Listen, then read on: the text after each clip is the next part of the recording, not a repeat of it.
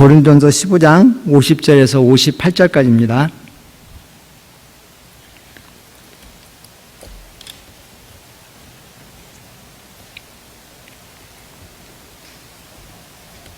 제가 선창하고 그 다음 교회 여러분들께서 다음에 읽고 교독하겠습니다. 형제들아, 내가 이것을 말하노니 혈과 육은 하나님의 나라를 이어받을 수 없고 또한 썩는 것은 썩지 아니하는 것을 유업으로 받지 못하느니라.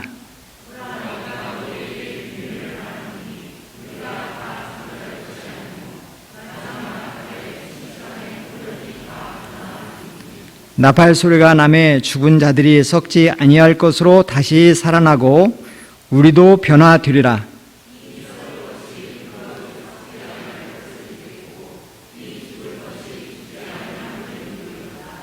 이 썩을 것이 썩지 아니함을 입고 이 죽을 것이 죽지 아니함을 입을 때에는 사망을 삼키고 이기리라고 기록된 말씀이 이루어지리라.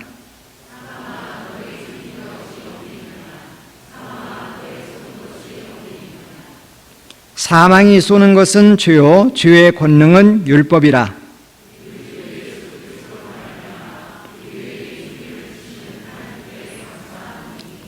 예, 58절은 다 같이 읽읍시다. 그러므로 내 사랑하는 형제들아, 견실하며 흔들리지 말고 항상 주의 일에 더욱 힘쓰는 자들이 되라. 이는 너희 수고가 주 안에서 헛되지 않을 줄 알미라. 아멘. 예, 오후에 식사하시고 조금 노곤하시죠? 예, 기지개도 펴실래요?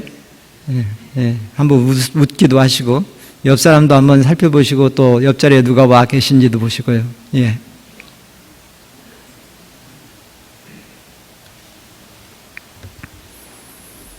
예, 제가 말씀 본문 들어가기 전에 이렇게 공적인 자리에 쓴 건 처음이라 잠시 인사 말씀드리겠습니다. 예, 저는 시애틀에서 한 20년 동안 목회를 하다가 우리 전주택 목사님 또 이렇게 안면이 있고 또 친분이 있어서 그 인연으로 하나님의 은혜죠. 인간적 표현은 인연이지만 하나님 은혜로 이렇게 와서 말씀 전할 수 있는 기회를 갖게 되었습니다.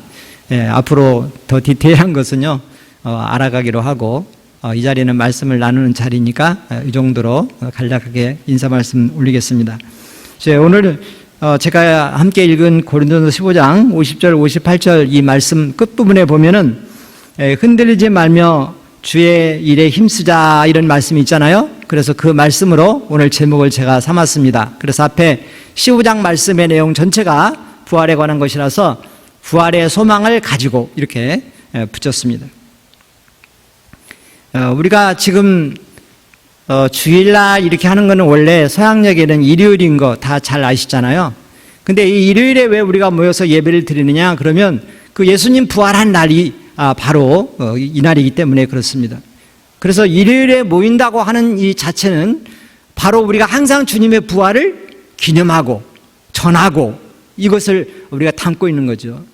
그래서 간혹 우리는 그렇지 않지만 또 우리 아름다운 교회도 그렇지 않은 것 같아요.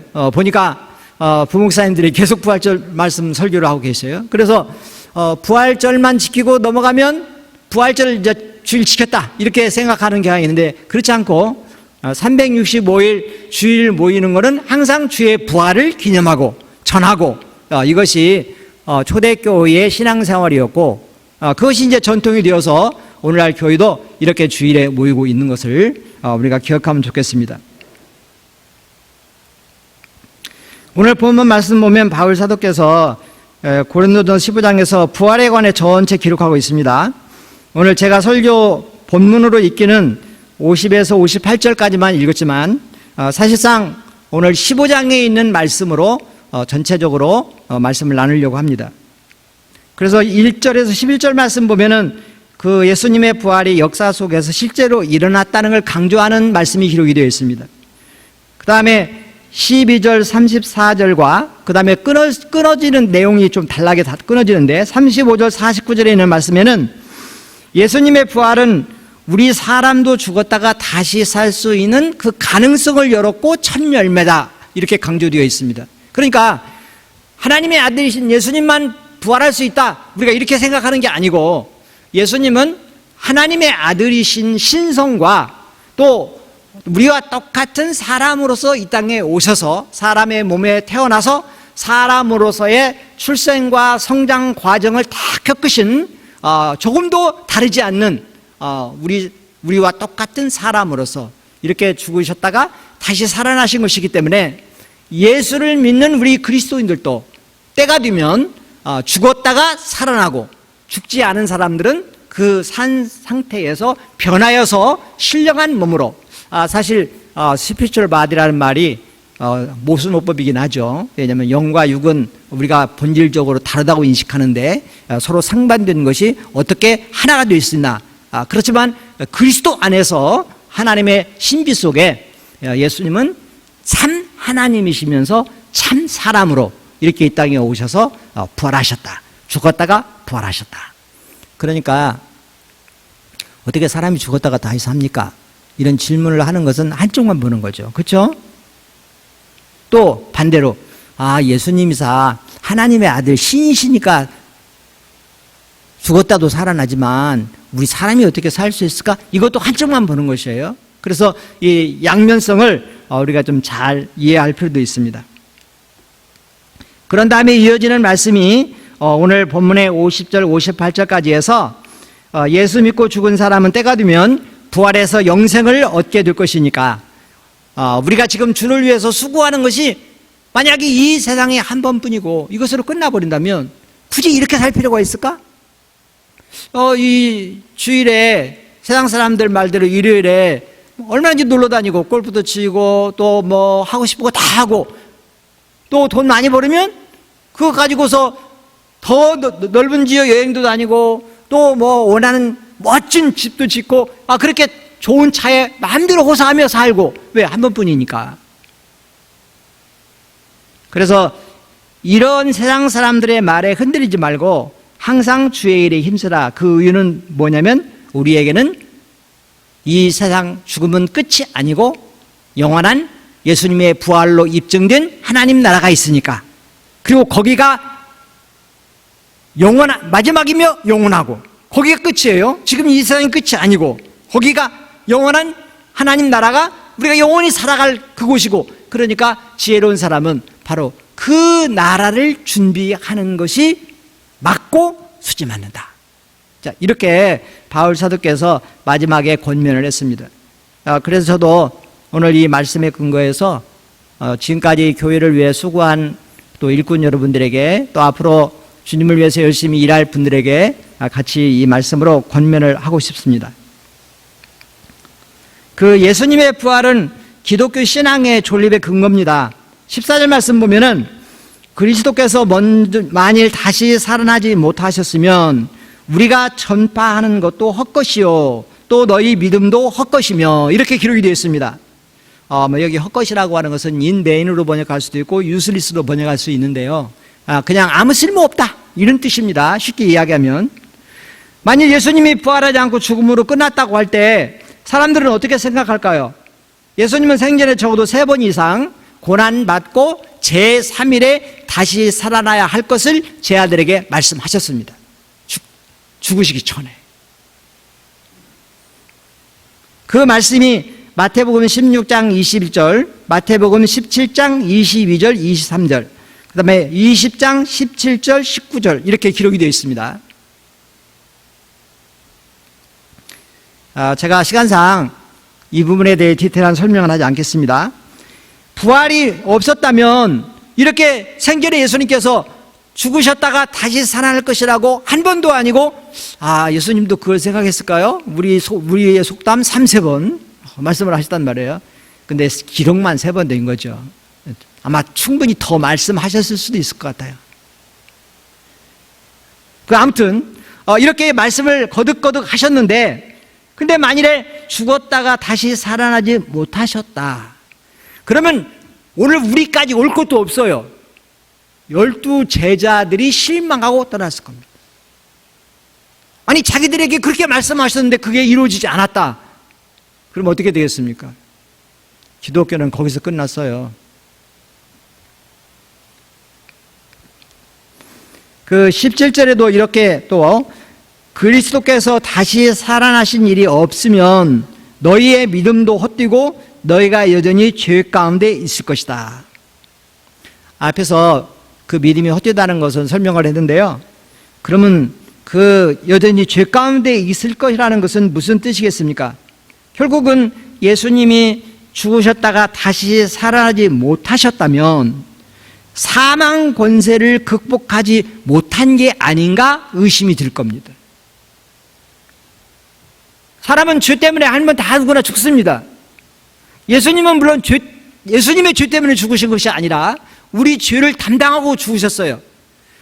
그것은 그 이후 우리가 성경의 말씀을 통해서 깨닫고 성령이 깨닫게 해주셨기 때문에 예수님은 죄 없으신데 우리 죄를 담당하고 죽으셨다. 대신 죽으셨다. 어톤먼이에요. 대신 죽으셨다. 근데 만일에 예수님의 부활 없이 그냥 예수님도 죽음으로 끝났다고 하면 그 당시 시대 사람들에게 예수님의 죽음은 어떤 메시지를 더 줄 수 있었겠습니까? 그냥 예수님도 우리와 똑같이 죄 가운데 죽었다. 그렇게 끝날 거 아니겠습니까?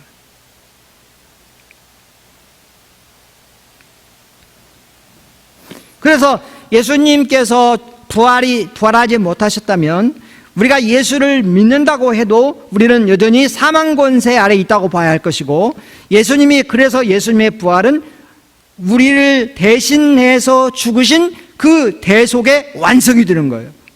그래서 결국에 그 예수님의 부활은 우리 기독교 신앙의 졸리 큰 거예요. 어떻게 봐도 부활이 없었으면 예수님의 대속을 우리가 말할 수 있다 하더라도 부활로 입증하지 못했다면 우리의 신앙은 헛것이 되고 말았을 것이다.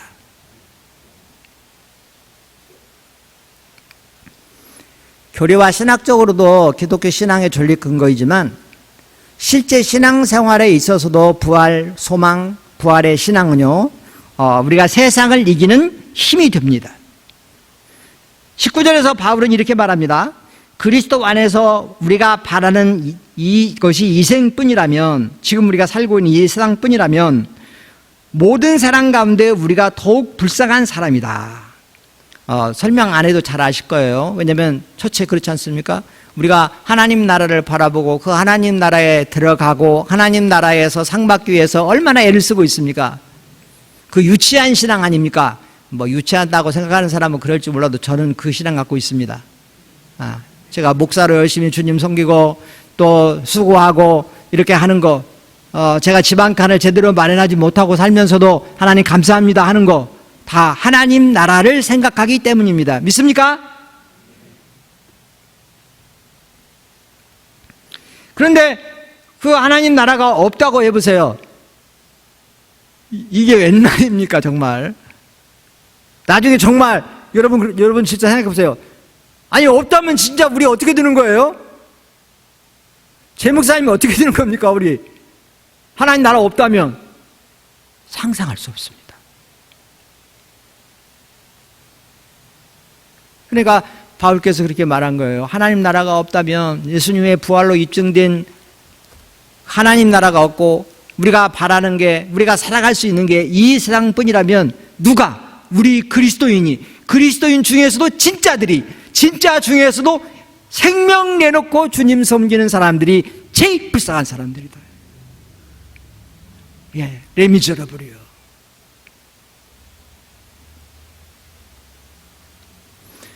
근데 이 말씀은요, 반어법이에요. 없다는 얘기가 아니고 있다는 겁니다. 우리가 그래서 불쌍한 사람들이 아니라는 거예요. 우리는 정말 행복한 사람들이다. 이런 자리에서 팝송 불러드리나요? 연가 불러드리나요? 나는 행복합니다. 행복하죠. 행복합니다. 저 노래 잘 부릅니다. 나중에 우리 신나게 한번 불러봅시다. 아마 트로트를 저 따라올 사람이 없을걸요? 전 목사님 어림없습니다. 저한테 트로트는 안 돼요.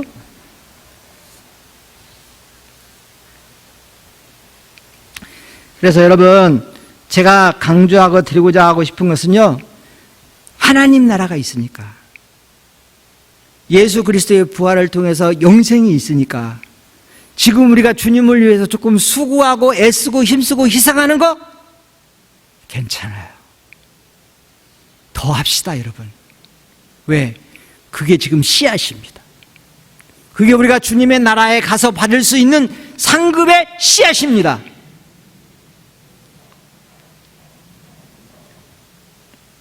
그래서 예수님의 재림신앙과 또 예수님의 부활에 대한 소망의 우리의 이 신앙은요, 우리가 세상을 이길 수 있는 힘이 되게 해줘요. 적어도 저에게는 그렇습니다.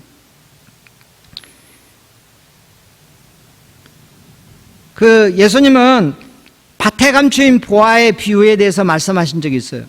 근데 이 밭에 감추인 보화의 비유가 나오는 그 컨텍스트는요, 하나님 나라를 말씀하실 때 이 비유를 말씀했어요. 하나님 나라가 그와 같다. 1차적인 이 메시지의 의미는 하나님 나라는 모든 사람이 다 발견하고 모든 사람이 다 받아들일 수 있도록 되어 있지 않고, 하나님 나라는 마치 밭에 감추인 보화와 같이 그것을 발견한 사람에게 있어서 엄청난 보화인 것이다. 이런 메시지가 있어요. 어떤 사람이 밭을 갈다가 땅속에 묻혀있는 금화 상자를 발견했거든요. 너무 좋아서 어쩔 줄 몰랐어. 근데 정신을 차리고 보니까 뭡니까 이게?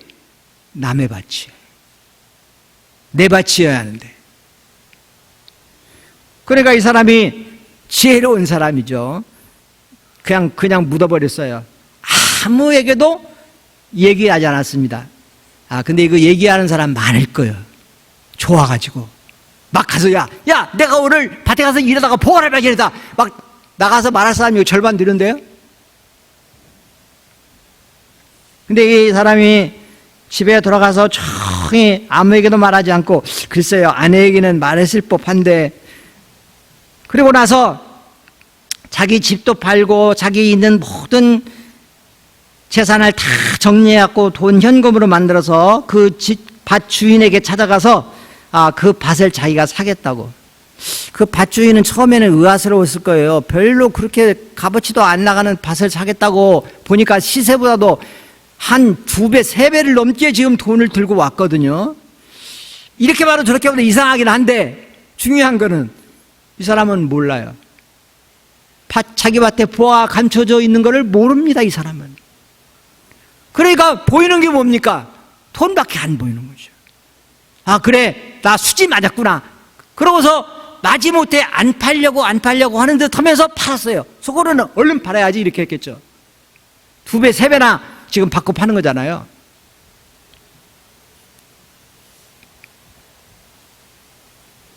근데 여러분 이거 잘 생각해 보세요. 이 사람이 정말 바보라서 자기 집을 다 팔아가지고 보화가 묻혀 있는 밭을 사겠습니까? 밭은 비유를 들자면 산등성이 돌밭 이거 사서 뭐 하겠어요? 근데 이 사람이 산 것은 밭이 아닙니다. 이 밭에 숨겨 있는 보화를 샀는 거죠. 제가 말씀을 묵상하다가 부활신앙은 밭에 감춰져 있는 보화와 같다는 생각을 했습니다. 진실로 예수님의 부활을 믿고 부활신앙이 우리 안에 있는 사람이라면 마치 무엇과 같으냐? 밭에 감춰져 있는 보화를 발견한 것과 같은 사람인 거예요. 부활신앙이 있다면. 그러면 이 사람이 모든 걸 다 팔아서 그 보화를 사기 위해서 그 밭을 산 그 사람처럼 우리가 어떻게 해야 되겠습니까? 이 내 부활신앙으로 내 인생 주님께 교회에 올인해야 되겠구나. 왜? 그래야 내가 이 숨겨있는 하나님의 나라를 내가 차지하게 될 것이기 때문에.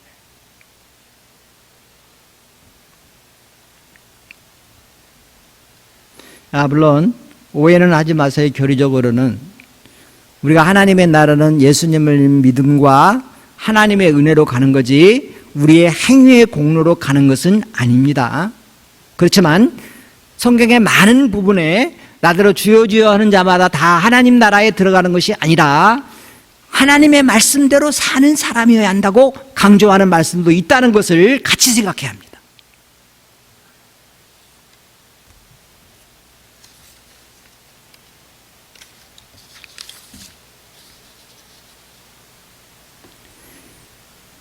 그래서 우리가 세상적으로 보면 복음과 교회를 위해서 그것밖에 모르고 사는 사람들이 조금 바보같이 보일 수 있고, 어떤 사람이 보기에는 좀 한심스러울지 모르겠어요. 아니, 저 사람은 저렇게 왜 꼭 저렇게 사냐, 신앙생활을 하더라도 꼭 저렇게 해야 돼? 이렇게 생각하는 사람이 분명히 있을 거라고 생각합니다. 그런데 예수님의 부활로 입증된 하나님의 나라가 있고 그것에 대한 분명한 믿음을 갖고 있다면 어찌 우리가 대충 살 수가 있겠어요? 사실 여러분이나 저나 마음 한구석에 옛날에나 지금이나 과거형일지 현재형일지는 모르겠지만 성공해서 돈을 많이 벌고요, 좀 폼나는 사람들하고 함께 어울려 살고 또 그런 사람들과 어울려 사는 것으로서 나의 클래스를 높이고 싶은 그런 마음들이 우리에게 다 있겠죠. 근데 아셔야 하는 것은 이것도 다 만족하고 이것도 만족하기는 참 어렵다. 어느 하나를 우리는 어차피 선택하고 가는 거다. 하나님 없이 살게 되면 이 세상이 전부가 되지 않겠습니까? 그래서 세상 성공과 부귀영화가 인생의 목적이 되는 거, 그거 나무랄 수 없어요. 만일에 저도 하나님 나라가 없었다면 제가 목사가 안 됐을 겁니다. 제가 다른 거 했겠죠. 제가 뛰어난 머리는 아니라도 그냥 보통은 되니까 뭐 열심히 하면 되겠죠. 머리 좋아서 성공은 못해도 열심히는 할 수 있거든요.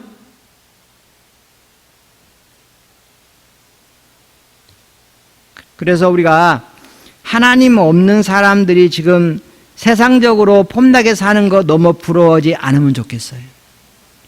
두 번째로, 또 그렇게 사는 사람이 되고 싶어서 그렇게 살기 위해서 내 신앙생활도 제대로 하지 못할 만큼 바쁘게는 살지 마시기를 또한 바랍니다.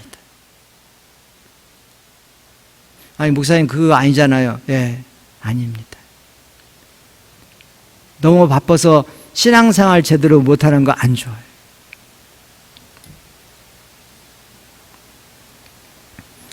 (33절) 말씀 봅니다. 거기에 바울 사도는 헛된 말에 속지 말라 이런 말씀이 있어요. 이 말씀이 어떻게 보면은 세속적인 인생관이에요. 뭐 인생 별거 있나 이런 말 잘하잖아요, 사람들이. 뭐 인생 별거 있어? 돈 많이 벌으면 호화호식하면서 즐겁게 폼나게 살아가는 거지, 이렇게 말을 하잖아요. 맞습니다. 그것이 세상 사람들이 살아가는 삶의 방식이고 세상 사람들이 추구하는, 어쩌면은 아니라고 많은 좋은 말로 포장은 해도 결국 속에 들여다보면은 그거죠.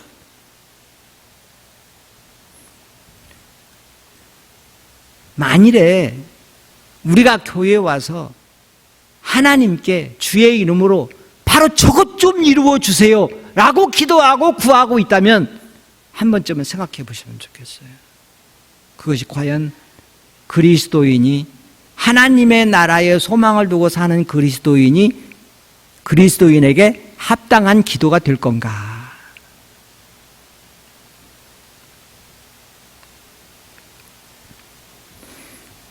우리가 교회에서 모델이 되어야 할 위치에 있는 분들은요, 더더욱 우리가 세상과 친구하면서 하나님 보시기에 부끄럽게 살면 안 된다는 생각을 좀 하면 좋겠습니다. 우리가 가정에서든 교회에서든 믿음이 좋은 분들이 주도적인 역할을 하는 게 맞습니다.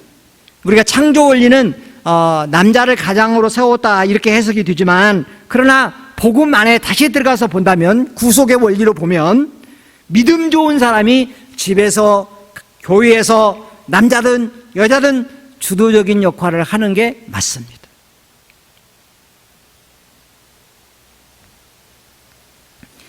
만일에 남편이 성실하고 믿음도 좋고 가장으로서 리더십도 좋으면 그 집은 정말 최선입니다. 그런 교인은 정말 최선입니다. 근데 그렇지 않을지라도 남자가 여자가 중요한 게 아니라 바른 믿음에 서서 주님을 위해 신실한 마음으로 사심없이 섬기는 그런 사람들이 아름다운 교회의 리더로 서면 좋겠습니다.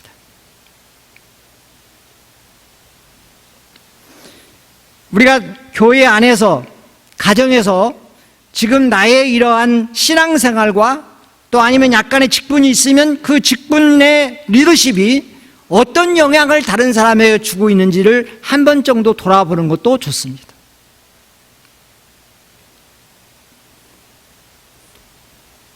바울 사도는 권면하기를 옳고 그른 것도 양심도 그것이 최고의 위치에 있는 덕목이 아니라 그보다 더 중요한 것은 덕을 세우는 것이어야 한다고 그랬어요. 덕이라는 것을 쉽게 표현하면 하나님 말씀에 합당한 그 차원에서 나에게도 유익하고 또한 가족에게도 유익하고 교회에도 유익한 게 덕입니다.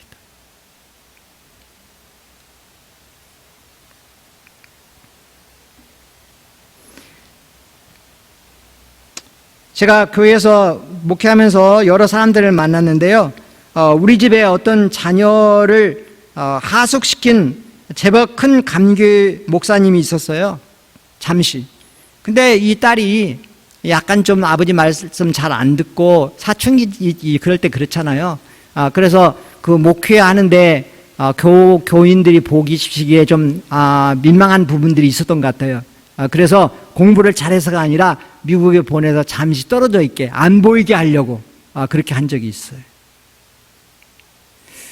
그 자녀들이 신앙생활 잘 하도록 안내하는 거 참 중요합니다. 보통 어렸을 때 신앙생활 잘하다가 16세 넘기고 대학 후에 믿음에서 떠나는 그런 청년들도 조금 있어요. 물론 세상 철학과 학문의 영향 때문인 것이 대부분이지만 간혹에는 교회에서 직분을 맡고 있는 부모님들의 교회에서와 집에서의 그 다른 모습 때문에 실망해서 저도 한 번 제 아들한테 그런 말을 들은 적이 있어요. 얼마나 마음이 뜨끔했는지, 얼마나 힘들었는지. 제가 교회에서는 늘 사랑으로 용납하는 말씀으로 말을 하다가 제 아들 잘못한 것을 조금 호되게 혼냈더니 그게 마음의 상처로 남아서 나중에 이야기를 하다 보니까 그런 모습에 자기가 힘들었다고 그렇게 얘기를 하더라고요. 그래서 우리 부모 세대들이 하나님 말씀을 말로 하지 말고 이제는 삶으로 표현할 수 있어야 한다. 왜? 저희는 신앙생활 한 지가 30년도 되고 40년도 되지 않습니까? 이제는 말로 가르치는 시대는 지났다. 우리에게는 삶으로 보여주는 그런 가르침이 있어야 한다. 이렇게 생각합니다.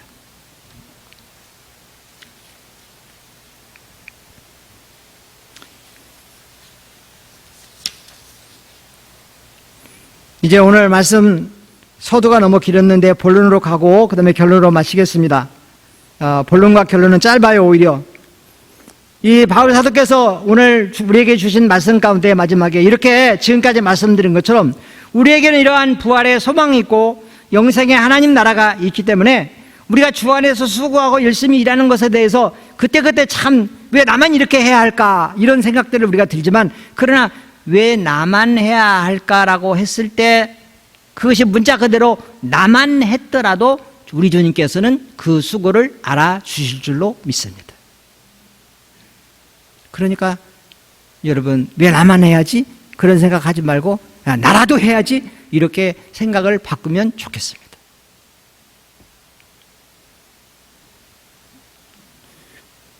바울께서 그 고린도 교인들에게 견고하며 흔들리지 말고 앞으로도 계속 주의 일에 힘쓰라 이렇게 말씀했잖아요. 그러면서 주의 안에서의 이러한 모든 수고들이 결코 헛되지 않을 것이다. 사실 우리 눈에도 누가 열심히 주님을 섬기는 사람인지 누가 그냥 자기 유익만을 구하면서 교회 다니는 사람인지 이게 보여요. 목사님 눈에는 더 잘 보일 것 같습니다. 보여요. 그런데 우리 주님이 그 두 부류의 사람을 구분하지 못하는 그런 분이십니까? 그러니까 열심히 주를 위해 섬기고 교회 일을 했는데 누가 안 알아주잖아요. 그거 신경 쓰지 마세요. 왜? 사람은 자기가 알아주기 바라지 남 알아주는 그런 사람들이 아니에요. 본래 그 목사님들은 그렇게 하는데, 목사님들은 목사님들이니까 목회적 차원에서 하는 거예요. 그분들도 개인이 되면요 자기 유익을 먼저 생각해요. 사람은 자기중심적인 거 우리가 어떻게 못 벗어나요. 그러니까 내가 이만큼 했으면 나를 알아줘야 할 텐데 상도 받아야 되는데 그런 생각 안 하시겠지만 혹 그런 게 없어도 영생의 소망을 가지고 주님을 바라보면서 내가 이렇게 섬길 수 있어서 지금은 좀 힘들지만 장차 주의 나라에 갔을 때는 내가 정말 수지맞겠구나. 이 좋은 자리, 이 좋은 섬김의 기회를 빼앗기지 말아야 되겠다. 누구 다른 사람에게 넘겨주지 말아야 되겠다. 내가 내 몸에 힘이 남아있는 한, 하나님이 나를 이 자리에서 일하도록 힘주시는 한 끝까지 나는 주를 섬겨야 되겠다. 이런 마음으로 신앙생활을 할 수 있기를 바랍니다. 교회를 섬기는 사역자들은 물론이지만요, 장로님들과 권사님들과 집사님들과 교회학교 교사들과 선거대원들과 환경된 센터에서 수고하는 분들과 교회 청소하는 분들과 또 그 외의 모든 영역에서 조금이라도 주를 위해 수고하는 그 수고가 다 헛되지 않습니다.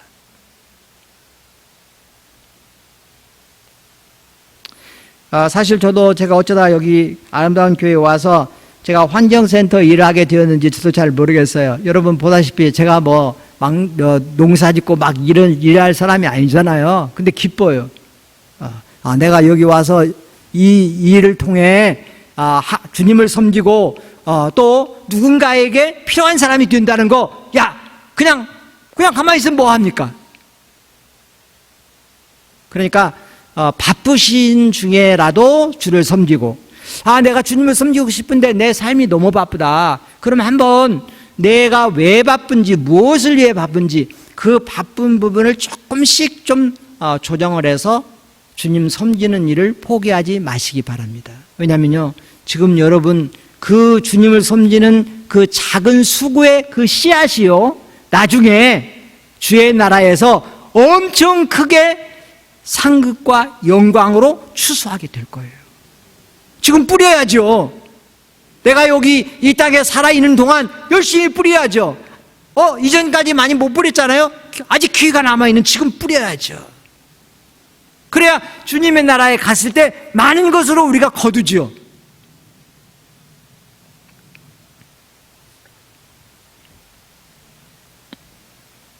그래서 이제 오늘 마지막 멘트 결론입니다. 여러분, 우리가 부활의 소망을 가지고 정말 흔들리지 말고 기쁘고 즐겁게 우리가 주님을 섬깁시다. 그래야 우리가 30배, 60배, 100배로 주의 나라에 가서 상급과 보상도 받을 거예요. 그래서 작은 일에 충성하면서 주님에게 착하고 충성된 종아, 너는 주인의 즐거움에 참여하라. 이런 말씀을 여러분 모두 다 들을 수 있기를 바랍니다.